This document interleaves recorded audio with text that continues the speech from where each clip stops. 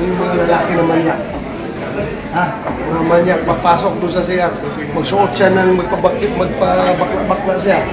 Magsuot siya ng suot ng babae. Ayos bakla. Papasok doon sa loob ng siya ng babae. Tapos gagawa ng kalukuhan sa loob.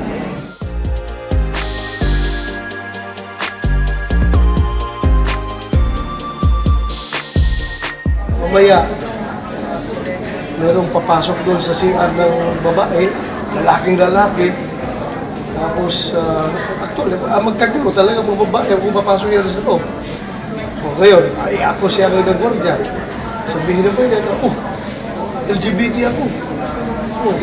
Lalaki yung forma ko, pero yung aking orientation, yung utak ko, at yung puso ko ay babae. So, may confusion.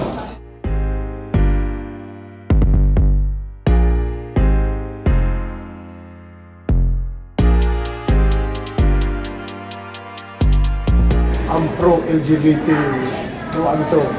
While consider natin yung rights ng LGBT, hindi lang yung LGBT rin tingnan natin, yung straight din tingnan natin, yung apektado sa ganung bata. So dapat balance tayo.